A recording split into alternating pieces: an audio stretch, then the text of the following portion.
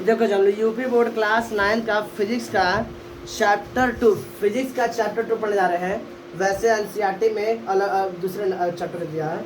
Chapter का नाम है हमारा बल तथा गति का नियम। बल तथा गति का नियम, ध्यान समझो। यह जो हमारा चैप्टर है पिछले चैप्टर से रिलेटेड है। पिछला हम लोग कौन चैप्टर पढ़े थे? गति। कौन चैप्टर पढ़े थे? गति। तो गति को ही क्या कर रही है? आगे बढ़ाएगा। इस चैप्टर क्या करेगा? गति को ही आगे बढ़ाएगा। यानी हम लोग का जो पहला पढ़े थे गति, यह गति जो था आधा पार्ट था और गति का ये सेकंड पार्ट है। जैसे तो लोग फिल्म देखे थे Baahubali part 1 Baahubali part 2, same उसी तरह है। वो पार्ट 1 पढ़े थे, अब ये पार्ट 2 पढ़ने जा रहा है। बात समझ में आ रहा है?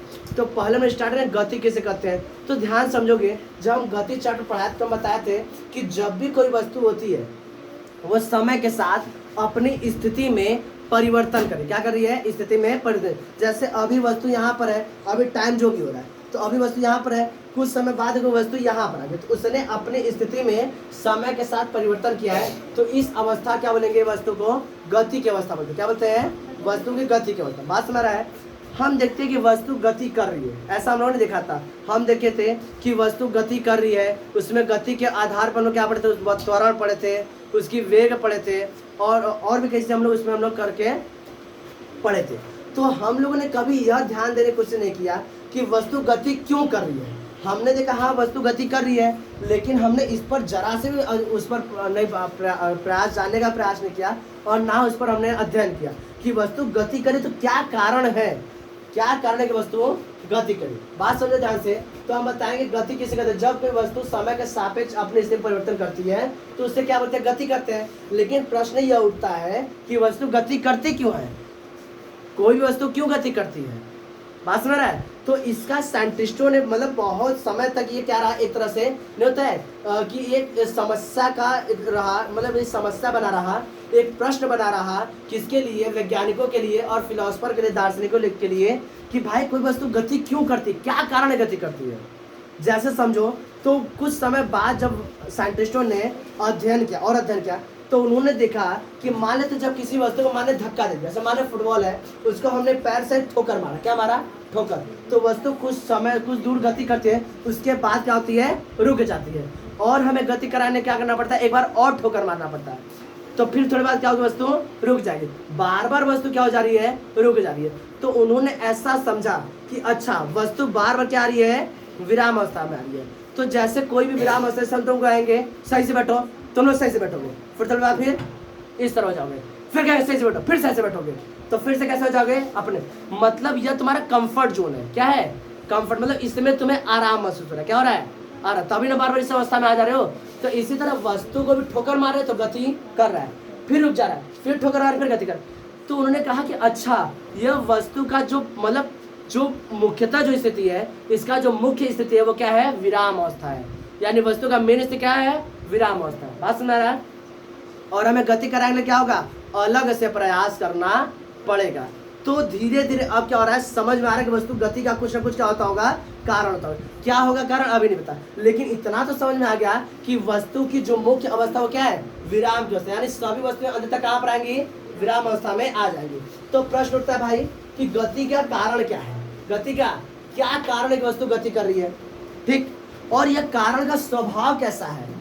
कारण का स्वभाव कैसा है? गोरा है, काला है, लंगड़ा है, लूला है, अंधा है, बहरा है, कैसा कारण है? बात समझ रहा है? इसका स्वभाव कैसा? ये सभी का हम लोग क्या पढ़ेंगे? इस चैप्टर में लोग अध्ययन करेंगे कि आखिर क्या है, क्यों वस्तु गति करती है। तो हम देखते हैं, जब हम धीरे से आगे देखते हैं, समझते हैं, पढ़ते हैं, तो हम यह देखते हैं अपने आसपास की चीज़ों को जब अध्ययन करते हैं। तो हम जब साइकिल चलाते हैं तो वस्तु गति करती है। तो गति कराने के लिए हमें क्या करना था? पैडल दबाना पड़ता है, पैडल दबाना पड़ता है। फुटबॉल को गति कराने के लिए हमें ठोकर मारना पड़ता है। किताब बेंच पर रखी उसको गति कराने के लिए हमें धक्का देना पड़ता है या तो खींचना पड़ता है। तो हम देखते हैं कि किसी वस्तु को गति देने के लिए या कोई वस्तु गति अवस्था में उसको रोकने के लिए हमें अलग से प्रयास करना पड़ता है। इतना तो समझ में आ गया कि अगर कोई वस्तु गति कर रही है या उसको गति को हमें रोकना है तो हमें अलग से क्या करना होगा? प्रयास करना होगा। क्या करना होगा? प्रयास। बिना प्रयास के वस्तु गति नहीं कर सकती। इतना तुम्हें भी समझ आ रहा है कि हम भी जब साइकिल चलाते हैं तो हमें अलग से प्रयास करना पड़ता है। अगर नहीं प्रयास करेंगे तो साइकिल रुक जाएगा, हम धड़ाम से गिर जाएंगे। बात हो रहा है? फुटबॉल को भी हमें क्या करते, गति कराने के लिए ठोकर मारना पड़ता है। तो किसी भी वस्तु गति कराने के लिए हमें क्या करना होगा, अलग से प्रयास करना पड़ता है। इतना समझ में आ गया। और देखो कैसा प्रयास करना पड़ता है, या तो खींचना पड़ता है, या तो धकेलना पड़ता है, या तो ठोकर मारना पड़ता है। यह अलग से प्रयास क्या कहलाता है, बल कहलाता है। यह अलग से प्रयास क्या कहलाता है, बल। यानी किसी भी वस्तु को गति कराने के लिए हमें क्या करना पड़ता है, बल लगाना पड़ता है। क्या लगाना पड़ता है, बल। वो बल किस प्रकार हो सकता है, या तो बल का स्वभाव कैसा होगा, खींचना, या तो धकेलना, या तो ठोकर मारना। बात समझ रहा है। इस तरह से ये सारी चीजें होती है। तो यह बहुत अध्ययन करने के बाद वैज्ञानिक को पता लगा कि भाई किसी भी वस्तु को गति कराने के लिए जो अलग से प्रयास है उसे क्या बोले नाम दिया गया, बल नाम दिया गया। अब हम लोग पढ़ेंगे बल किसे कहते हैं। ये तो भाई चलो सही है, लेकिन बल की परिभाषा क्या होगी, बल की क्या परिभाषा होगी, वो हम लोग थोड़ी देर बाद पढ़ेंगे। इतना समझने में किसी को दिक्कत, ये लिख लीजिए पूरा। चलो अब ध्यान दो, अभी हम लोग पढ़ा कि बल, हम देखें कि जो हम लोग गति, जो वस्तु को गति करा रही थी या किसी गतिमान अवस्था को रोक रही थी, वह सारी चीजें क्या होती हैं, बल होती है। क्या होती हैं, बल। यानी बल ही वस्तु को गति कराता है, बल ही वस्तु क्या करता है, स्थिति में परिवर्तन करता है। तो बल एक प्रयास ही हम लोग अभी देखा। अब बल की परिभाषा देखते हैं। तो बल की परिभाषा क्या होगी, तो ध्यान से, बल यानी कि फोर्स। बल वह बाह्य कारक है, बाह्य का मतलब समझना, बाह्य मतलब बाहरी कारण है, बाह्य मतलब बाहरी कारण। जैसे हम कहें कि मान लीजिए टेबल है, इस टेबल पर बल लगाना है तो हम लोग बाहर से बल लगाएंगे, ना तो टेबल पर बैठ के बल नहीं लगा सकते। ठीक है क्या, टेबल पर बैठ के हम लोग बल नहीं लगा सकते, हमें कहाँ से लगाना होगा, टेबल के बाहर होकर बल लगाना पड़ता है। बात समझ रहा है। तो बल वह बाह्य कारक है जो किसी वस्तु की स्थिति में या तो परिवर्तन कर देता है या तो करने का प्रयास करता है। जैसे समझो कि जैसे मान लेते ये डस्टर है, ये डस्टर है, यहाँ पर ऐसे रखा हुआ है, ठीक। अब हम क्या करें, इसकी स्थिति में परिवर्तन करें, तो हमने बल लगाया, इसकी स्थिति में परिवर्तन आ गया, बल लगाने से इसकी स्थिति में परिवर्तन आ गया। लेकिन अगर हम इस दीवार की स्थिति में परिवर्तन करते हैं तो हम कितना भी बल लगाएं, कितना भी इस तरह से बल लगाएं, तो इसकी स्थिति में परिवर्तन हम नहीं कर सकते। इसका मतलब ऐसा नहीं कि हमने बल नहीं लगाया। जैसे जमीन है, जमीन पर हम बल लगा रहे हैं, क्या लगा रहे हैं, पूरा फोर्स लगा रहे हैं, पूरा अपने ताकत लगा दे रहे हैं, बल लगा दे रहे हैं, फोर्स लगा रहे हैं, लेकिन इसकी स्थिति में परिवर्तन नहीं आ रहा। बात समझ रहा है। तो किसी भी वस्तु की बल जो होता है वह एक ऐसा बाह्य कारक है जो या तो किसी वस्तु की स्थिति में परिवर्तन कर देता है या तो करने का प्रयास करता है, उससे हम लोग क्या बोलते हैं, बल करते हैं। क्या बोलते हैं, बल। यहाँ पर एक शब्द आ रहा है बाह्य कारक। क्या शब्द आ रहा है, बाह्य कारक। इसको मतलब समझो, जैसे ये हम मान लेते हैं हमारा, ये हमारे पास कोई वुडन ब्लॉक, कोई भी एक ऐसा वस्तु है, इस पर हमें क्या लगाना है, बल लगाना है। अगर इसी पर हम खड़े हो जाते हैं, क्या लगाते होते हैं, खड़े जाते हैं, और खड़े होकर कहते हैं कि इस पर बल लगा के उठाओ। जैसे तुम जिस टेबल बैठे हो उस टेबल पर दोनों पैर ऊपर रखो, ठीक, दोनों पैर ऊपर रखो, तुम लोग पैर ऊपर रखो। हाँ, अब उसको बल लगा के उठाओ या बल लगा के उसके आगे धकेलो, नहीं कर सकते। कर सकते हो, नहीं कर सकते। क्यों, क्योंकि अब तुम उसके हिस्से हो। क्या हो, जैसे यह इस वस्तु पर खड़ा हो गया तो यह उसका हिस्सा हो गया, यह भी पूरा सिस्टम का क्या हो गया, पार्ट हो गया। यह दोनों मिलकर क्या बन गए, एक सिस्टम बन गए। क्या बन गए, एक सिस्टम। इस पर बल लगाने के लिए हमें इस सिस्टम से अलग होना होगा। क्या होना होगा, अलग। जब सिस्टम से अलग हो तो हम बाहर ही हो गए, क्या हो गए, बाहर। अब बाहर हो, इस पर हम क्या लगाएंगे, अपना फोर्स लगाएंगे। क्या लगाएंगे, फोर्स लगाएंगे, बल लगाएंगे। तो यह हमारा बाहर से ना कारण आ रहा है, कहाँ से आ रहा है, बाहर से, उसी सिस्टम के अंदर से नहीं आ रहा है। तो बल क्या होता है, यह बाह्य कारण होता है जो किसी वस्तु की या तो स्थिति में परिवर्तन कर ही देगा या तो करने का प्रयास करेगा। या तो क्या करेगा, करने का प्रयास करेगा। जैसे उस टेबल को तुम आसानी से धकेल दोगे, लेकिन इस दीवार को तुम धकेलने का प्रयास कर सकते हो लेकिन धकेल नहीं सकते। बात सुन रहा है। तो क्या होता है, बल एक ऐसा बाह्य कारक होता है जो किसी वस्तु की स्थिति में परिवर्तन करता है या करने का प्रयास करता है। अब समझेंगे बल की प्रकृति। बल समझ में आ गया। क्या यह सिस्टम के अंदर रख बल लगा सकते हैं, नहीं, बाहर से हमें बल लगाना पड़ता है। तो क्या कहलाएगा हमारा, बाह्य कारक। क्या कहलाएगा, बाह्य कारक। अगला समझो, बल की प्रकृति। बल की प्रकृति, बल की प्रकृति कैसे होती है, किसी भी वस्तु पर हम लोग बल लगाएंगे, या तो हमें क्या करना होगा, या तो हमें धक्का देना होगा या तो खींचना होगा, और कोई इसका प्रकृति नहीं होता। अब तुम लोग हम ऊपर भी ऐसे तो कर सकते हैं, तो भाई उससे भी तुम धक्का ही दे रहे हो ना, क्या कर रहे हो, धक्का दे रहे हो। या तो बाइक उठाते क्या कर रहे हो, खींच रहे हो, क्या कर रहे हो, क्या कर रहे हो। अच्छा तुम लोग याद है क्या गाना, कोई तो मुझको लिफ्ट करा दे, ठीक है। तो हमें क्या करना होगा, नीचे से उठाएंगे तो खींचना पड़ेगा, और ऊपर ऐसे करेंगे तो धकेलना पड़ेगा। तो बल की कितनी प्रकृति होती है, दो, या तो खींचना या तो धकेलना। तो बल की प्रकृति खिंचाव और धकेलना, खिंचाव और धकेलना। इंग्लिश में क्या बोलते हैं इसको? पुल और पुश। दरवाजे पे लिखा रहता है ना, क्या दो चीज लिखा, जाओ शीशे का दरवाजा रहता है तो पुल या पुश लिखा रहता है ना, एक तरफ लिखा था पुल, एक तरफ लिखा था पुश। ठीक है, कंफ्यूजन आता है कि पुल मतलब खींचना होता है, धकेलना होता है। तो पुल मतलब धकेलना, और पुल मतलब खींचना, और पुश मतलब धकेलना। बात समझ, पुश मतलब धकेलना। ठीक है, तो इसके दो प्रकृति होती है, एक होता है तुम्हारा पुल, एक होता है पुश।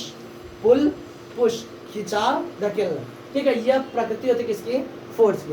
अब अगला हम लोग पढ़ेंगे बल के प्रभाव। बल के प्रभाव यानी किसी भी वस्तु पर अगर बल लगाया जाए तो उसमें क्या क्या परिवर्तन आ सकते हैं, यानी उस पर क्या क्या प्रभाव पड़ सकता है। तो सबसे पहला पढ़ेंगे, देखो बल किसी भी वस्तु को गति प्रदान कर सकता है। जैसे तुम साइकिल लिए हो, खड़े हो, अब तुम साइकिल बैठे पैडल दबाना शुरू किए, तो तुम बल लगा तो साइकिल क्या किस अवस्था में आ गई?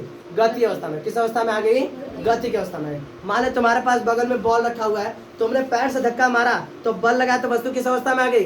गति की अवस्था में आ गई। तो बल किसी भी वस्तु को गति प्रदान कर सकता है। क्या कर सकता है? बल किसी वस्तु को गति प्रदान कर सकता है। अगला पॉइंट क्या बताओगे? या तो अगर वस्तु गति की अवस्था में है, वस्तु किस अवस्था में? गति की अवस्था में। जैसे ही हमारे पास डस्टर है, ठीक, अब यह डस्टर है, अब यहाँ से अगर हम इसे फेंक रहे हैं तो किस अवस्था में है? गति की अवस्था में। ऐसे हम कैच कर लिए, क्या कर लिए? कैच कर लिए। तो वस्तु इस तरह गति करी थी, लेकिन हमने इस गति को रोक दिया, क्या लगा के? बल लगा के। इस तरह से आ रहा था, हमने रोक दिया, तो हमने क्या कर लिया? इसकी गति को रोका है।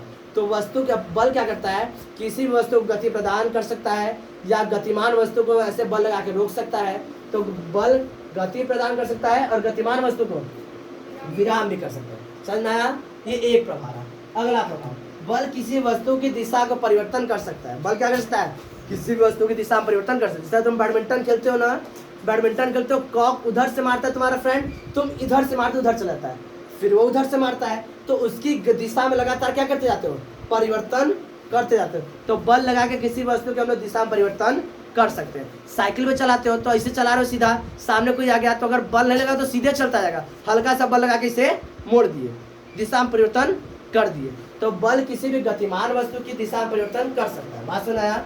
अगला देखो, कोई भी वस्तु है, कोई भी वस्तु है, मान लेते हैं हमारे पास एक है, इसका आकार कैसा है? तो कैसा है? आयताकार। इसका आकार कैसा है? आयताकार। इसको हम क्या कर सकते हैं? इसको हम सिलेंडर में बदल सकते हैं। कैसे बदल सकते हैं? सिलेंडर में। तो बल लगा के इसकी स्थिति में परिवर्तन, इसके क्या करते हैं? आकार में परिवर्तन कर सकते हैं। इसके आयतन में, आयतन मतलब यह कितना लंबा चौड़ा है, उसके आयतन में परिवर्तन किया जाता है। फाड़ देंगे। बात समझ रहा है? तो बल किसी भी वस्तु की स्थिति में परिवर्तन कर सकता है, विराम अवस्था से गति अवस्था में ला सकता है, और क्या होता है? गति अवस्था से विराम अवस्था में ला सकता है, उसकी दिशा में परिवर्तन कर सकता है, उसके आकार में आयतन परिवर्तन कर सकता है। यह क्या करता है? बल। ये हम लोग बल को एकदम आगे से, पीछे से, दाएं से, बाएं से, हर तरफ से बल को हम लोग पहचान लिए। बल हमारा क्या हो गया? फ्रेंड हो गया। अब हम लोग बल से क्या बात कर सकते हैं। हम लोग बल के थोड़ा सा रिश्तेदारों से मिलेंगे, यानी बल के मात्रक से। बल के किससे मिलेंगे? मात्रक से। समझ आ रहा है? तो हम लोग नेक्स्ट समझेंगे बल का मात्रक, SI मात्रक क्या होता है और बल के अन्य मात्रक क्या होते हैं। ठीक है, ये इसको इतना लिख लो, फिगर बना लिया।